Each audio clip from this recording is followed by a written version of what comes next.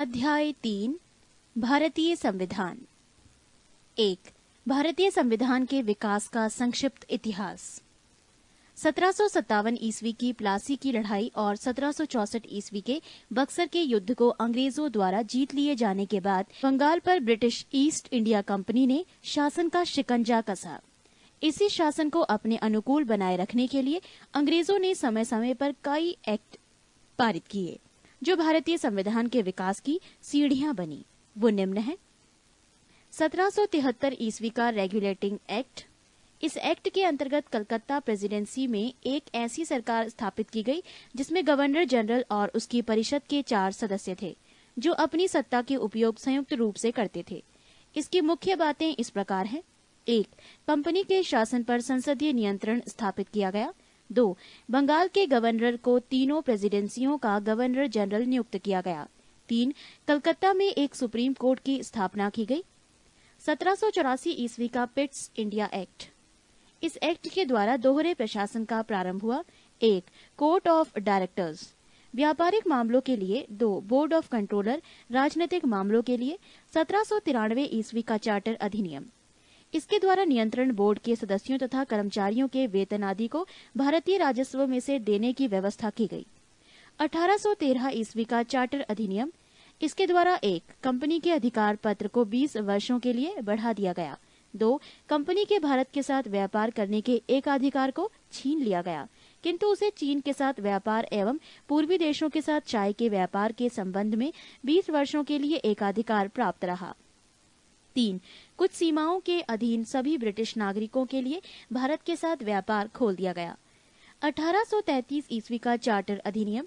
1 इसके द्वारा कंपनी के व्यापारिक अधिकार पूर्णतः समाप्त कर दिए गए। 2 अब कंपनी का कार्य ब्रिटिश सरकार की ओर से मात्र भारत का शासन करना रह गया। 3 बंगाल के गवर्नर जनरल को भारत का गवर्नर जनरल कहा जाने लगा। 4 भारतीय कानूनों का वर्गीकरण किया गया तथा इस कार्य के लिए विधि आयोग की नियुक्ति की व्यवस्था की गई। 1853 ईस्वी का चार्टर अधिनियम। इस अधिनियम के द्वारा सेवाओं में नामजदगी का सिद्धांत समाप्त कर कंपनी के महत्वपूर्ण पदों को प्रतियोगी परीक्षाओं के आधार पर भरने की व्यवस्था की गई। 1858 ईस्वी का चार्टर अधिनियम। 1 भारत का शासन कंपनी से लेकर ब्रिटिश क्राउन के हाथों में सौंपा गया। 2 भारत में मंत्री पद की व्यवस्था की गई। 3 15 सदस्यों की भारत परिषद का सृजन हुआ। 4 भारतीय मामलों पर ब्रिटिश संसद का सीधा नियंत्रण स्थापित किया गया। 1861 ईस्वी का भारत शासन अधिनियम। 1 गवर्नर जनरल की कार्यकारिणी परिषद का विस्तार किया गया। 2 विभागीय प्रणाली का प्रारंभ हुआ। 3 गवर्नर जनरल को पहली बार अध्यादेश जारी करने की शक्ति प्रदान की गई। 4 गवर्नर जनरल को बंगाल, उत्तर पश्चिमी सीमा प्रांत और पंजाब में विधान परिषद स्थापित करने की शक्ति प्रदान की गई। 1892 ईस्वी का भारत शासन अधिनियम। 1 अप्रत्यक्ष चुनाव प्रणाली की शुरुआत हुई। 2 इसके द्वारा राजस्व एवं व्यय अथवा बजट पर बहस करने तथा कार्यकारिणी से प्रश्न पूछने की शक्ति दी गई। पृष्ठ 185। 1909 ईस्वी का भारत शासन अधिनियम।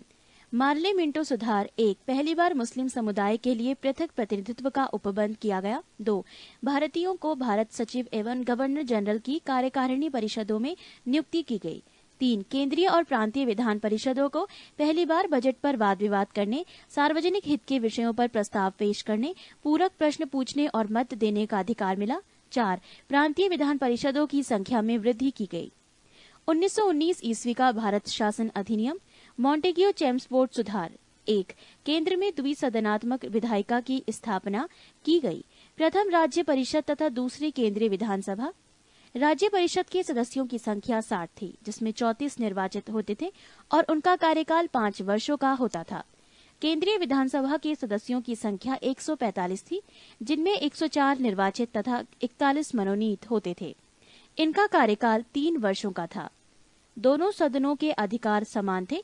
इनमें सिर्फ एक अंतर था कि बजट पर स्वीकृति प्रदान करने का अधिकार निचले सदन को था। 2 प्रांतों में द्वैध शासन प्रणाली का प्रवर्तन किया गया। इस योजना के अनुसार प्रांतीय विषयों को 2 उपवर्गों में विभाजित किया गया, आरक्षित तथा हस्तांतरित। आरक्षित विषय थे वित्त, भूमिकर, अकाल सहायता, न्याय, पुलिस, पेंशन, आपराधिक जातियां, क्रिमिनल ट्राइब्स, छापाखाना, समाचार पत्र, सिंचाई, जलमार्ग, खान कारखाना, बिजली, गैस, बॉयलर, श्रमिक कल्याण, औद्योगिक विवाद, मोटर गाड़ियां, छोटे बंदरगाह और सार्वजनिक सेवाएं आदि। हस्तांतरित विषय 1. शिक्षा, पुस्तकालय, संग्रहालय, स्थानीय स्वायत्त शासन, चिकित्सा सहायता। 2. सार्वजनिक निर्माण विभाग, आबकारी उद्योग, तौल या माप, सार्वजनिक मनोरंजन पर नियंत्रण, धार्मिक तथा अग्रहार दान आदि। 3. आरक्षित विषय का प्रशासन गवर्नर अपनी कार्यकारी परिषद के माध्यम से करता था, जबकि हस्तांतरित विषय का गवर्नर प्रशासन प्रांतीय विधानमंडल के प्रति उत्तरदायी भारतीय मंत्रियों के द्वारा किया जाता था। 4. द्वैध शासन प्रणाली को 1935 ईस्वी के एक्ट के द्वारा समाप्त कर दिया गया।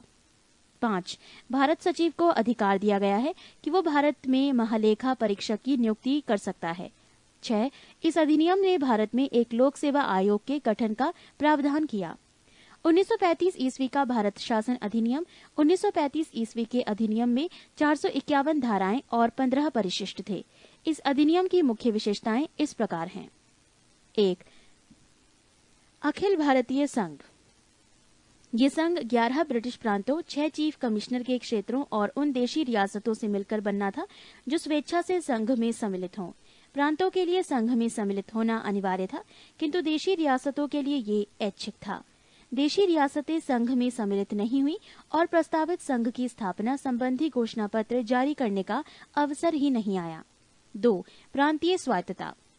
इस अधिनियम के द्वारा प्रांतों में द्वैध शासन व्यवस्था का अंत कर उन्हें एक स्वतंत्र और स्वशासित संवैधानिक आधार प्रदान किया गया। 3. केंद्र में द्वैध शासन की स्थापना।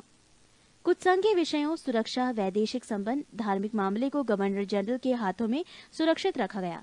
अन्य संघीय विषयों की व्यवस्था के लिए गवर्नर जनरल को सहायता एवं परामर्श देने हेतु मंत्रिमंडल की व्यवस्था की गई, जो मंत्रिमंडल व्यवस्थापिका के प्रति उत्तरदायी था। 4. संघीय न्यायालय की व्यवस्था। इसका अधिकार क्षेत्र प्रांतों तथा रियासतों तक विस्तृत था। इस न्यायालय में एक मुख्य न्यायाधीश तथा 2 अन्य न्यायाधीशों की व्यवस्था की गई। न्यायालय से संबंधित अंतिम शक्ति प्रिवी काउंसिल लंदन को प्राप्त थी। पृष्ठ 186। 5. ब्रिटिश संसद की सर्वोच्चता। इस अधिनियम में किसी भी प्रकार के परिवर्तन का अधिकार ब्रिटिश संसद के पास था। प्रांतीय विधानमंडल और संघीय व्यवस्थापिका इसमें किसी प्रकार का परिवर्तन नहीं कर सकते थे। 6. भारत परिषद का अंत। इस अधिनियम के द्वारा भारत परिषद का अंत कर दिया गया। 7. सांप्रदायिक निर्वाचन पद्धति का विस्तार। संघीय तथा प्रांतीय व्यवस्थापिकाओं में विभिन्न संप्रदायों को प्रतिनिधित्व देने के लिए सांप्रदायिक निर्वाचन पद्धति को जारी रखा गया और उसका विस्तार आंग्ल भारतीयों, भारतीय ईसाइयों, यूरोपियनों और हरिजनों के लिए भी किया गया। 8. इस अधिनियम में प्रस्तावना का अभाव था। 9. इसके द्वारा बर्मा को भारत से अलग कर दिया गया। अदन को इंग्लैंड के औपनिवेशिक कार्यालय के अधीन कर दिया गया और बरार को मध्य प्रांत में शामिल कर लिया गया। 1947 ईस्वी का भारतीय स्वतंत्रता अधिनियम। ब्रिटिश संसद में 4 जुलाई 1947 ईस्वी को भारतीय स्वतंत्रता अधिनियम प्रस्तावित किया गया, जो 18 जुलाई 1947 ईस्वी को स्वीकृत हो गया। इस अधिनियम में 20 धाराएं थी। इस अधिनियम के प्रमुख प्रावधान निम्न हैं। 1. 2 अधिराज्यों की स्थापना। 15 अगस्त 1947 ईस्वी को भारत एवं पाकिस्तान नामक 2 अधिराज्य बना दिए जाएंगे और उनको ब्रिटिश सरकार सत्ता सौंप देगी। सत्ता का उत्तरदायित्व दोनों अधिराज्यों की संविधान सभा को सौंपी जाएगी। 2. भारत एवं पाकिस्तान दोनों अधिराज्यों में एक एक गवर्नर जनरल होंगे, जिनकी नियुक्ति उनके मंत्रिमंडल की सलाह से की जाएगी। 3. संविधान सभा का विधानमंडल के रूप में कार्य करना। जब तक संविधान सभाएं संविधान का निर्माण नहीं कर लेती, तब तक वो विधानमंडल के रूप में कार्य करती रहेंगी। 4. भारत मंत्री के पद समाप्त कर दिए जाएंगे। 5. 1935 ईस्वी के भारतीय शासन अधिनियम द्वारा शासन जब तक संविधान सभा द्वारा नया संविधान बनाकर तैयार नहीं किया जाता है, तब तक उस समय 1935 ईस्वी के भारतीय शासन अधिनियम द्वारा ही शासन करेगा। 6. देशी रियासतों पर ब्रिटेन की सर्वोपरिता का अंत कर दिया गया। उनको भारत या पाकिस्तान किसी भी अधिराज्य में सम्मिलित होने और अपने भावी संबंधों का निश्चय करने की स्वतंत्रता प्रदान की गई। 2. भारतीय संविधान सभा। कैबिनेट मिशन की संस्तुतियों के आधार पर भारतीय संविधान की निर्माण करने वाली संविधान सभा का गठन जुलाई 1946 ईस्वी में किया गया। संविधान सभा के सदस्यों की कुल संख्या 389 निश्चित की गई थी, जिनमें 292 ब्रिटिश प्रांतों के प्रतिनिधि, 4 चीफ कमिश्नर क्षेत्रों के प्रतिनिधि एवं 93 देशी रियासतों के प्रतिनिधि थे। मिशन योजना के अनुसार जुलाई 1946 ईस्वी में संविधान सभा का चुनाव हुआ। कुल 389 सदस्यों में से प्रांतों के लिए निर्धारित 296 सदस्यों के लिए चुनाव हुए। इसमें कांग्रेस को 208, मुस्लिम लीग को 73 स्थान एवं 15 अन्य दलों के तथा स्वतंत्र उम्मीदवार निर्वाचित हुए। 9 दिसंबर 1946 ईस्वी को संविधान सभा की प्रथम बैठक नई दिल्ली स्थित कौंसिल चैम्बर के पुस्तकालय भवन में हुई। सभा के सबसे बुजुर्ग सदस्य डॉक्टर सच्चिदानंद सिन्हा को सभा का अस्थायी अध्यक्ष चुना गया। मुस्लिम लीग ने इस बैठक का बहिष्कार किया और पाकिस्तान के लिए बिल्कुल अलग संविधान सभा की मांग प्रारंभ की। हैदराबाद एक ऐसी देशी रियासत थी जिनकी प्रतिनिधि संविधान सभा में सम्मिलित नहीं हुए थे। प्रांतों या देशी रियासतों को उनकी जनसंख्या के अनुपात में संविधान सभा में प्रतिनिधित्व दिया गया था। साधारणतः 10 लाख की आबादी पर एक स्थान का आवंटन किया गया था। प्रांतों का प्रतिनिधित्व मुख्यतः 3 प्रमुख समुदायों की जनसंख्या के आधार पर विभाजित किया गया था। ये समुदाय थे मुस्लिम, सिख एवं साधारण। पृष्ठ 187। संविधान सभा में ब्रिटिश प्रांतों के 296 प्रतिनिधियों का विभाजन सांप्रदायिक आधार पर किया गया। 213 सामान्य, 79 मुसलमान तथा 4 सिख। संविधान सभा के सदस्यों में अनुसूचित जनजाति के सदस्यों की संख्या 33 थी। संविधान सभा में महिला सदस्यों की संख्या 12 थी। 11 दिसंबर 1946 ईस्वी को डॉक्टर राजेंद्र प्रसाद संविधान सभा के स्थायी अध्यक्ष निर्वाचित हुए। संविधान सभा की कार्यवाही 13 दिसंबर 1946 ईस्वी को जवाहरलाल नेहरू द्वारा पेश किए गए उद्देश्य प्रस्ताव के साथ प्रारंभ हुई। 22 जनवरी 1947 ईस्वी को उद्देश्य प्रस्ताव की स्वीकृति के बाद संविधान सभा ने संविधान निर्माण हेतु अनेक समितियां नियुक्त की। इनमें प्रमुख थी वार्ता समिति, संघ संविधान समिति, प्रांतीय संविधान समिति, संघ शक्ति समिति और प्रारूप समिति। BN राव द्वारा तैयार किए गए संविधान के प्रारूप पर विचार विमर्श करने के लिए संविधान सभा द्वारा 29 अगस्त 1947 ईस्वी को एक संकल्प पारित करके प्रारूप समिति का गठन किया गया तथा इसके अध्यक्ष के रूप में डॉक्टर भीमराव अंबेडकर को चुना गया। प्रारूप समिति के सदस्यों की संख्या 7 थी, जो इस प्रकार है। 1. डॉक्टर भीमराव अंबेडकर अध्यक्ष। 2. N. गोपालास्वामी आयंगर। 3. अल्लादी कृष्णा स्वामी अय्यर। 4. कन्हैयालाल मणिकलाल मुंशी। 5. सैयद मोहम्मद सादुल्ला। 6. N. माधवराव BL मित्र के स्थान पर। 7. DP खेतान। 1948 ईस्वी में इनकी मृत्यु के बाद TT कृष्णामाचारी को सदस्य बनाया गया। संविधान सभा में अंबेडकर का निर्वाचन पश्चिम बंगाल से हुआ था। 3 जून 1947 ईस्वी की योजना के अनुसार देश का बंटवारा हो जाने पर भारतीय संविधान सभा की कुल सदस्य संख्या 324 नियुक्त की गई, जिसमें 235 स्थान प्रांतों के लिए, 89 स्थान देशी राज्यों के लिए थे। देश विभाजन के बाद संविधान सभा का पुनर्गठन 31 अक्टूबर 1947 ईस्वी को किया गया और 31 दिसंबर 1947 ईस्वी को संविधान सभा के सदस्यों की कुल संख्या 299 थी, जिसमें प्रांतीय सदस्यों की संख्या 229 एवं देशी रियासतों के सदस्यों की संख्या 70 थी। प्रारूप समिति ने संविधान के प्रारूप पर विचार विमर्श करने के बाद 21 फरवरी 1948 ईस्वी को संविधान सभा को अपनी रिपोर्ट पेश की। संविधान सभा में संविधान का प्रथम वाचन 4 नवंबर से 9 नवंबर 1948 ईस्वी तक चला। संविधान पर दूसरा वाचन 15 नवंबर 1948 ईस्वी को प्रारंभ हुआ, जो 17 अक्टूबर 1949 ईस्वी तक चला। संविधान सभा में संविधान का तीसरा वाचन 14 नवंबर 1449 ईस्वी को प्रारंभ हुआ, जो 26 नवंबर 1949 ईस्वी तक चला और संविधान सभा द्वारा संविधान को पारित कर दिया गया। इस समय संविधान सभा के 284 सदस्य उपस्थित थे। संविधान निर्माण की प्रक्रिया में कुल 2 वर्ष 11 महीना और 18 दिन लगे। संविधान के प्रारूप पर कुल 114 दिन बहस हुई। संविधान निर्माण कार्य में कुल मिलाकर 63,96,729 रुपये व्यय है। स्रोत लिया गया है वर्ग 7 हमारी शासन व्यवस्था, Bihar state text book publishing corporation limited से। स्रोत समाप्त होता है। संविधान को जब 26 नवंबर 1949 ईस्वी को संविधान सभा द्वारा पारित किया गया, तब इसमें कुल 22 भाग, 395 अनुच्छेद और 8 अनुसूचियां थीं। वर्तमान समय में संविधान में 25 भाग, 395 अनुच्छेद एवं 12 अनुसूचियां हैं। संविधान सभा की प्रमुख समितियों एवं उनके अध्यक्ष: 1. संचालन समिति डॉक्टर राजेंद्र प्रसाद। 2. संघ संविधान समिति पंडित जवाहरलाल नेहरू। 3. प्रांतीय संविधान समिति सरदार वल्लभ भाई पटेल। 4. प्रारूप समिति पंडित डॉक्टर भीमराव अंबेडकर। 5. झंडा समिति JB कृपलानी। 6. संघ शक्ति समिति पंडित जवाहरलाल नेहरू। पृष्ठ 188। संविधान के कुल अनुच्छेदों में से 15 अर्थात 5, 6, 7, 8, 9, 60, 324, 366, 367, 372, 380, 388, 391 और 392 तथा 393 अनुच्छेदों को 26 नवंबर 1949 ईस्वी को ही प्रवर्तित कर दिया गया, जबकि शेष अनुच्छेदों को 26 जनवरी 1950 ईस्वी को लागू किया गया। संविधान सभा की अंतिम बैठक 24 जनवरी 1950 ईस्वी को हुई और उसी दिन संविधान सभा के द्वारा डॉक्टर राजेंद्र प्रसाद को भारत का प्रथम राष्ट्रपति चुना गया। कैबिनेट मिशन के सदस्य sir Stafford Cripps, lord Pethick Lawrence तथा AB अलेक्जेंडर थे।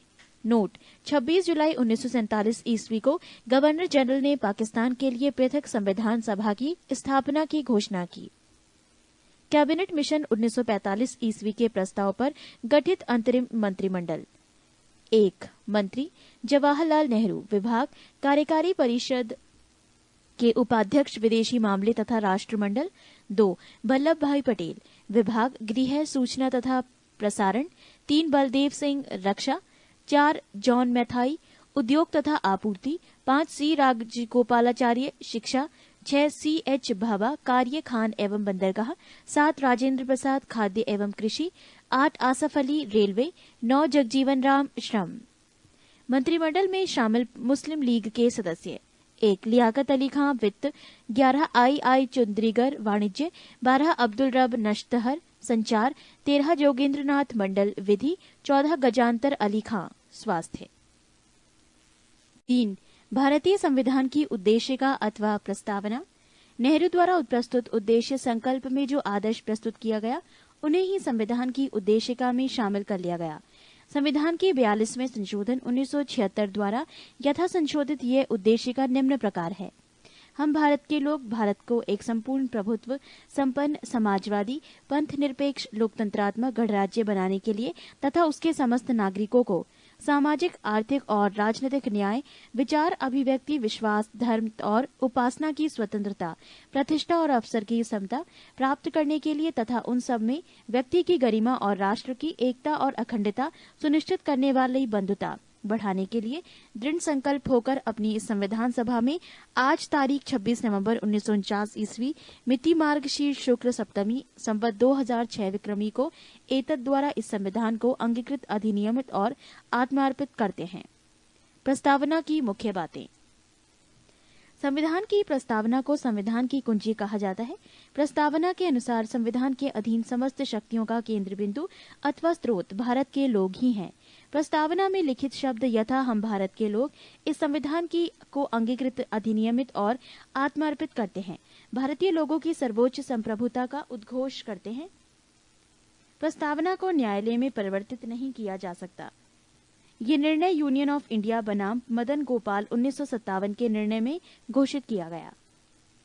पृष्ठ 189। बेरूबाड़ी यूनियन बाद 1960 में सर्वोच्च न्यायालय ने निर्णय दिया कि जहां संविधान की भाषा संदिग्ध हो, वहां प्रस्तावना विधिक निर्वाचन में सहायता करती है। बेरूबाड़ी बाद में ही सर्वोच्च न्यायालय ने प्रस्तावना को संविधान का अंग नहीं माना, इसीलिए विधायिका प्रस्तावना में संशोधन नहीं कर सकती। परंतु सर्वोच्च न्यायालय के केशवानंद भारती बनाम केरल राज्यवाद 1973 में कहा कि प्रस्तावना संविधान का अंग है, इसलिए विधायिका संसद उसमें संशोधन कर सकती है। केशवानंद भारती बाद में ही सर्वोच्च न्यायालय में मूल ढांचा का सिद्धांत, थ्योरी ऑफ बेसिक स्ट्रक्चर दिया तथा प्रस्तावना को संविधान का मूल ढांचा माना। संसद संविधान की मूल ढांचा में नकारात्मक संविधान संशोधन नहीं कर सकती है। स्पष्टतः संसद वैसा संशोधन कर सकती है जिससे मूल ढांचा का विस्तार व मजबूतीकरण होता है। 42वें संविधान संशोधन अधिनियम 1976 के द्वारा इसमें समाजवादी, पंथ निरपेक्ष और राष्ट्र की अखंडता शब्द जोड़े गए हैं। 4. भारतीय संविधान के विदेशी स्रोत। भारत के संविधान के निर्माण में निम्न देशों के संविधान में सहायता ली गई है। 1. संयुक्त राज्य अमेरिका। मौलिक अधिकार, न्यायिक पुनरावलोकन, संविधान की सर्वोच्चता, न्यायपालिका की सर्वोच्चता, निर्वाचित राष्ट्रपति एवं उस पर महाभियोग, उपराष्ट्रपति, उच्चतम एवं उच्च न्यायालयों के न्यायाधीशों को हटाने की विधि एवं वित्तीय आपात। 2. ब्रिटेन। संसदात्मक शासन प्रणाली, एकल नागरिकता एवं विधि निर्माण प्रक्रिया। 3. आयरलैंड। नीति निर्देशक सिद्धांत, राष्ट्रपति के निर्वाचक मंडल की व्यवस्था, राष्ट्रपति द्वारा राज्यसभा में साहित्य, कला, विज्ञान तथा समाज सेवा इत्यादि के क्षेत्र में ख्याति प्राप्त व्यक्तियों का मनोनयन। 4. ऑस्ट्रेलिया। प्रस्तावना की भाषा, समवर्ती सूची का प्रावधान, केंद्र एवं राज्य के बीच संबंध तथा शक्तियों का विभाजन, संसदीय विशेष अधिकार। 5. जर्मनी। आपातकाल के प्रवर्तन के दौरान राष्ट्रपति को मौलिक अधिकार संबंधी शक्तियां। 6. कनाडा।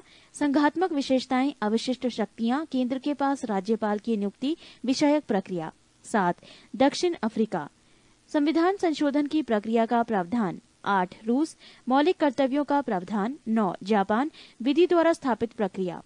नोट: भारतीय संविधान के अनेक देशी और विदेशी स्रोत हैं, लेकिन भारतीय संविधान पर सबसे अधिक प्रभाव भारतीय शासन अधिनियम 1935 का है। भारतीय संविधान के 395 अनुच्छेदों में से लगभग 250 अनुच्छेद ऐसे हैं जो 1935 ईस्वी के अधिनियम से या तो शब्दशः ले लिए गए हैं या फिर उनमें बहुत थोड़ा परिवर्तन के साथ लिया गया है।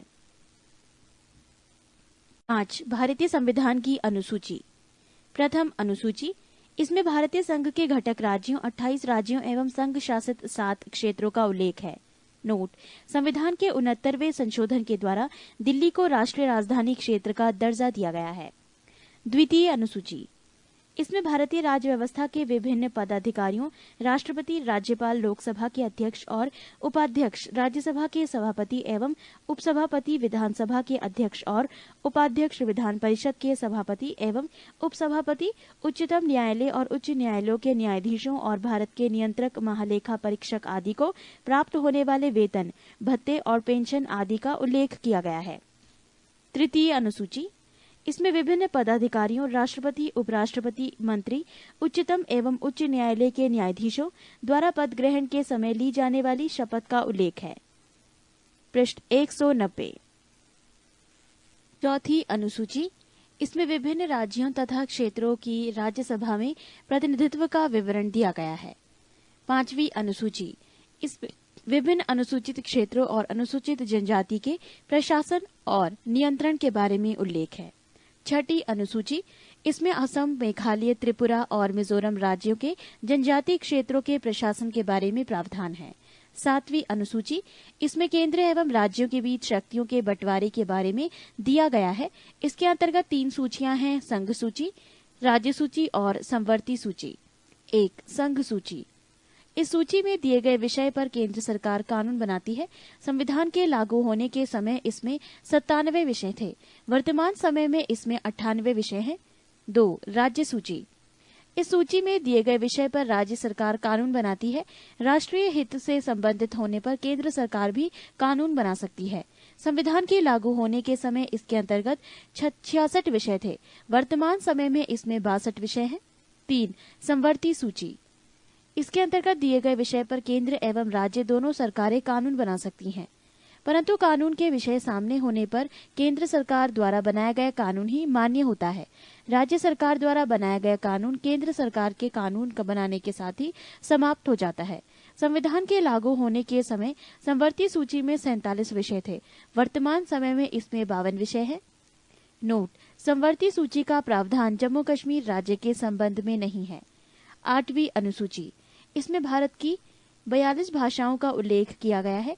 मूल रूप से 8वीं अनुसूची में 14 भाषाएं थी। 1967 में सिंधी को और 1992 ईस्वी में कोंकणी, मणिपुरी तथा नेपाली को 8वीं अनुसूची में शामिल किया गया।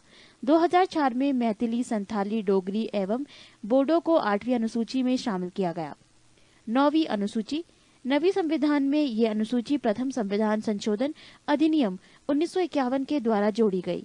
इसके अंतर्गत राज्य द्वारा संपत्ति के अधिग्रहण की विधियों का उल्लेख किया गया है। इस अनुसूची में सम्मिलित विषयों को न्यायालय में चुनौती नहीं दी जा सकती है। वर्तमान में इस अनुसूची में 284 अधिनियम हैं। नोट: अब तक ये मान्यता थी कि संविधान की 9वीं अनुसूची में सम्मिलित कानूनों की न्यायिक समीक्षा नहीं की जा सकती। 11 जनवरी 2007 के संविधान पीठ के एक निर्णय द्वारा ये स्थापित किया गया है कि 9वीं अनुसूची में सम्मिलित किसी भी कानून को इस आधार पर चुनौती दी जा सकती है कि वो मौलिक अधिकारों का उल्लंघन करता है तथा उच्चतम न्यायालय इन कानूनों की समीक्षा कर सकता है। 10वीं अनुसूची ये संविधान में 52वें संशोधन 1985 के द्वारा जोड़ी गई है। इसमें दल बदल में से संबंधित प्रावधानों का उल्लेख है। 11वीं अनुसूची ये अनुसूची संविधान में 73वें संवैधानिक संशोधन 1993 के द्वारा जोड़ी गई है। इसमें पंचायती राज संस्थाओं को कार्य करने के लिए 29 विषय प्रदान किए गए हैं। 12वीं अनुसूची ये अनुसूची संविधान में 74वें संवैधानिक संशोधन 1993 के द्वारा जोड़ी गई है। इसमें शहरी क्षेत्र की स्थानीय स्वशासन संस्थाओं को कार्य करने के लिए 18 विषय प्रदान किए गए हैं। 7. देशी रियासतों का भारत में विलय। देशी रियासतों को भारत में सम्मिलित करने के लिए सरदार वल्लभ भाई पटेल के नेतृत्व रियासती मंत्रालय बनाया गया। जूनागढ़ रियासत को जनमत संग्रह के आधार पर, हैदराबाद की रियासत को पुलिस कार्यवाही के माध्यम से और जम्मू कश्मीर रियासत को विलय पत्र पर हस्ताक्षर के द्वारा भारत में मिलाया गया। पृष्ठ 191। 7. संघ और उसका राज्य क्षेत्र। भारत राज्यों का संघ है जिसमें संप्रति 28 राज्य और 7 केंद्र शासित प्रदेश हैं। अनुच्छेद 1 भारत अर्थात इंडिया राज्यों का संघ होगा। 2 राज्य और उनके राज्य क्षेत्र वो होंगे जो पहली अनुसूची में विनिर्दिष्ट है। 3 भारत के राज्य क्षेत्र में अर्जित किए गए अन्य राज्य क्षेत्र समाविष्ट होंगे। अनुच्छेद 2 भारत की संसद के विधि द्वारा ऐसे निर्बंधों और शर्तों पर जो वह ठीक समझे संघ में नए राज्य का प्रवेश या उनकी स्थापना की शक्ति प्रदान की गई। अनुच्छेद 3 नए राज्यों का निर्माण और वर्तमान राज्यों के क्षेत्रों, सीमाओं या नामों में परिवर्तन संसद विधि द्वारा कर सकती है। 8 राज्यों का पुनर्गठन। भाषा के आधार पर राज्यों का पुनर्गठन उचित है या नहीं, इसकी जांच के लिए संविधान सभा के अध्यक्ष राजेंद्र प्रसाद ने इलाहाबाद उच्च न्यायालय के अवकाश प्राप्त न्यायाधीश S.K. धर की अध्यक्षता में एक 4 सदस्यीय आयोग की नियुक्ति की। इस आयोग ने भाषा के आधार पर राज्यों के पुनर्गठन का विरोध किया और प्रशासनिक सुविधा के आधार पर राज्यों के पुनर्गठन का समर्थन किया। धर आयोग के निर्णयों की परीक्षा करने के लिए कांग्रेस कार्य समिति ने अपने जयपुर अधिवेशन में जवाहरलाल नेहरू, वल्लभ भाई पटेल और पट्टाभी सीतार मैया की एक समिति का गठन किया। इस समिति ने भाषाई आधार पर राज्यों के पुनर्गठन की मांग को खारिज कर दिया। नेहरू, पटेल एवं सितार मैया JVP समिति की रिपोर्ट के बाद मद्रास राज्य के तेलुगु भाषियों ने पोटी श्री रामुल्लू के नेतृत्व में आंदोलन प्रारंभ किया।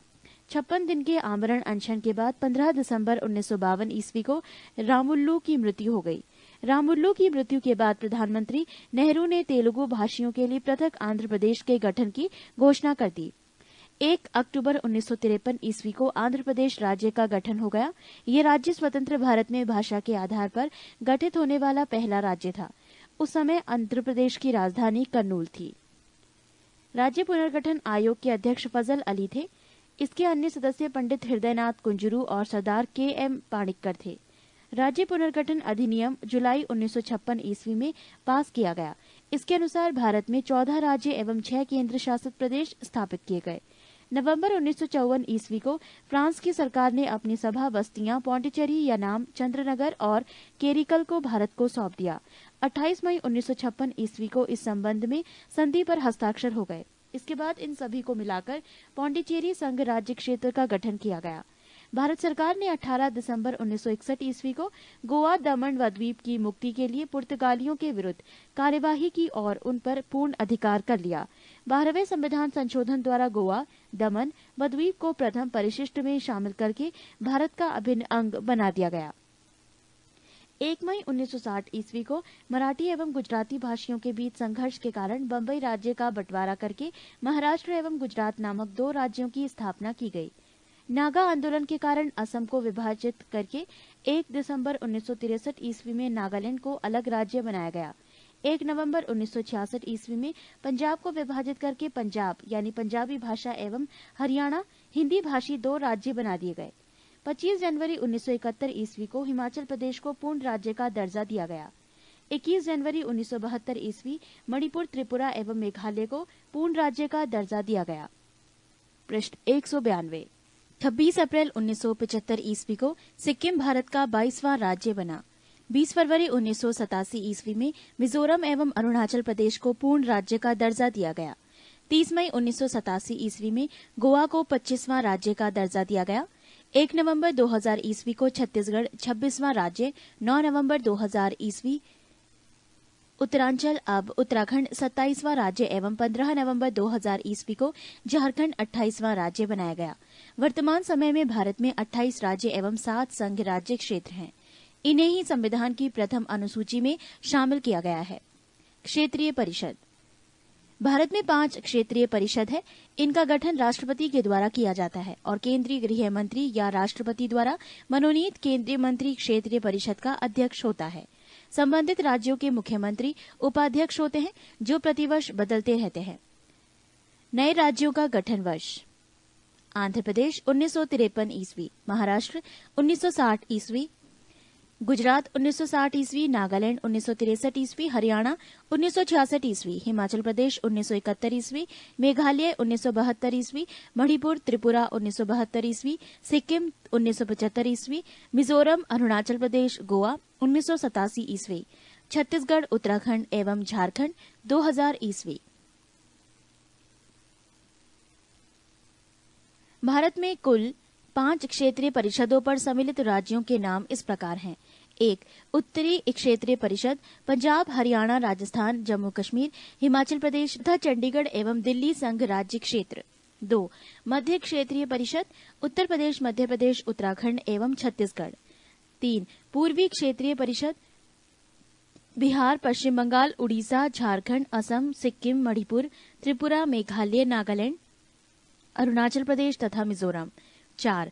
पश्चिमी क्षेत्रीय परिषद गुजरात, महाराष्ट्र, गोवा राज्य, दमन द्वीप एवं दादर तथा नगर हवेली संघ राज्य क्षेत्र। 5. दक्षिणी क्षेत्रीय परिषद आंध्र प्रदेश, केरल, कर्नाटक एवं तमिलनाडु राज्य एवं पुदुचेरी संघ राज्य क्षेत्र। 9. भारतीय संविधान के प्रमुख भाग। भाग 1 संघ एवं उसका राज्य क्षेत्र, अनुच्छेद 1 से 4। भाग 2 नागरिकता, अनुच्छेद 5 से 11। भाग 3 मौलिक अधिकार, अनुच्छेद 12 से 35। भाग 4 नीति निर्देशक तत्व, अनुच्छेद 36 से 51। भाग 4 का मूल कर्तव्य, अनुच्छेद 51 का। भाग 5 संघ, अनुच्छेद 52 से 151। भाग 6 राज्य, 152 से 237। भाग 8 संघ राज्य क्षेत्र, अनुच्छेद 239 से 242। भाग 11 संघ और राज्यों के बीच संबंध, अनुच्छेद 245 से 263। भाग 14 संघ एवं राज्यों के अधीन सेवाएं, अनुच्छेद 308 से 323। भाग 15 निर्वाचन, अनुच्छेद 324 से 329।